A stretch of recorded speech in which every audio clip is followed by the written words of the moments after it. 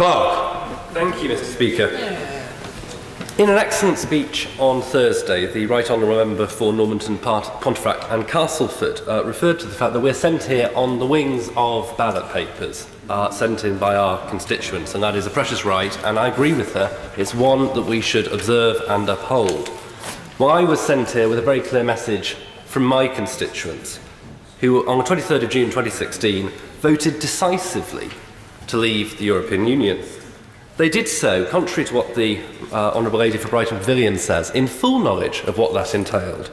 Self-government over federalism, democracy over bureaucracy, and economic liberalism over protectionism. It is important to note, of course, that the third of my voters who voted to remain have accepted the result, and they now simply wish for our departure from the European Union to be as smooth and as orderly as possible. And that's why we need this bill. Indeed, it's not an exaggeration to say that we can't have that without this bill. So let's be clear about its function. This is not a bill about whether we stay in or leave the European Union. That decision was taken by our bosses, the British people, last year. Likewise, it's not a bill about the substance of the withdrawal agreement. That is a matter for ongoing negotiation between ministers and Brussels.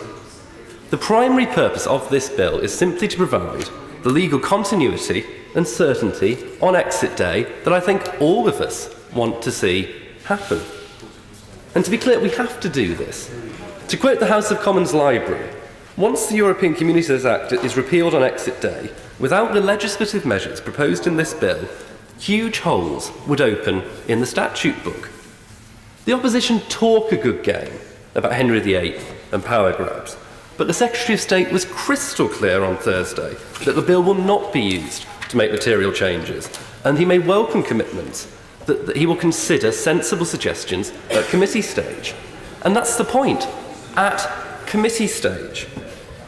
If we vote down this bill this evening, as members opposite want to do, then what we are doing is torpedoing the whole principle of the bill, not the substance of the individual suggestions in it.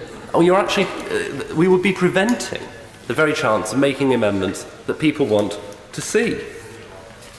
It's hard to avoid the feeling that for some members, this is less about parliamentary scrutiny and more about parliamentary sophistry.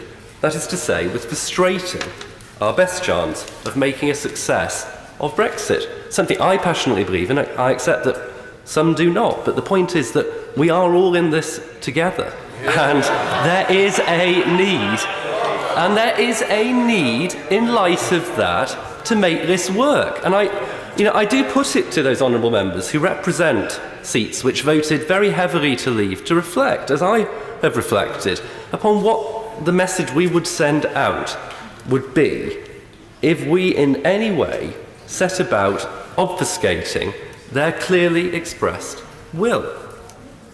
The Right Honourable Member for Don Valley gave a very powerful speech earlier today, and she joined those given by the Honourable Member for Blackley and Broughton and for Vauxhall and for Birkenhead.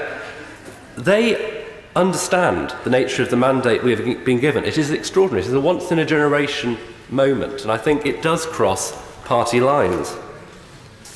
People on Teesside, every single constituency of which voted to leave the European Union, will be astonished that I'm the only member from that region who's going to be voting for what they asked for tonight. Anyway, I want to conclude, Mr. Speaker, by re-emphasising the calamitous consequences of our exiting the European Union without the necessary legal provisions in place. Without this bill, we will wake on the morning of exit day to find that thousands of our laws have changed or been rendered inoperable. The fallout from that scenario will make cliff edge sound euphemistic.